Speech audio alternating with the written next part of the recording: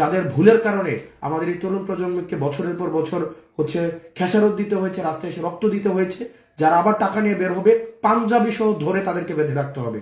তাদেরকে যারা টাকা নিয়ে বের হবে, দেবিদ্বারের কোনো এখানে কোনো স্পেস দেওয়া যাবে না। যারা টাকা নিয়ে বের হবে, টাকা সহ যাদেরকে দেখা যাবে তাদেরকে গাছের সাথে বেঁধে পুলিশকে খবর দিতে হবে। এখানে কোনো দেবিদ্বারের প্রত্যেকটা নেতাকর্মী, এখানে বা বিএনপি জামাত সহ যারা আছেন সবাই চায় একটা সুষ্ঠু নিরপেক্ষ ভোট হোক, সেটা সবাই চায়।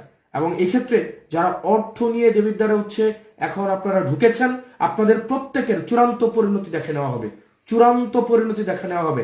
এটা আপনাদেরকে শেষ ওয়ার্নিং। প্রত্যেকটা মোড়ে, প্রত্যেকটা কেন্দ্রে, প্রত্যেকটা গলিতে, প্রত্যেকটা পাড়ায় আপনারা সবাই অবস্থান নেন। ভোটের ফলাফল না পাওয়া পর্যন্ত অবস্থান নেন। যখন দেখলো যে জনসমর্থন, যখন দেখলো যে কোনো কিছু নিয়ে আর আমাদেরকে আটকাইতে পারছে না, এখন অর্থ নিয়ে মাঠের মধ্যে নেমেছে, টাকা নিয়ে মাঠের মধ্যে নেমেছে। এবং এক্ষেত্রে বিদেশ থেকে এখানে যারা অর্থ নিয়ে মাঠে নেমেছেন, আপনাদের কারো অস্তিত্ব থাকবে না দেবিদ্বারে, অস্তিত্ব থাকবে না। আমি আবারও বলছি, যেভাবে টাকা নিয়ে দেবিদ্বার আসছেন ঠিক টাকা নিয়ে এখন চলে যান। যদি কাউকে ধরা পড়েন একজন, আপনাদের আইন শৃঙ্খলা বাহিনী আপনাদের অস্তিত্ব রাখবে না। এবার প্রশাসন, পুলিশ যথেষ্ট পরিমাণ সতর্ক অবস্থানে রয়েছে। আপনারা যদি ভোট কিনতে টাকা নিয়ে আসেন, আপনাদের চূড়ান্ত পরিণতি খারাপ হবে। এবং এতদিন আমরা এই ধরনের একটা উৎসব মুখের ভোটের জন্য আমরা অপেক্ষা করেছি।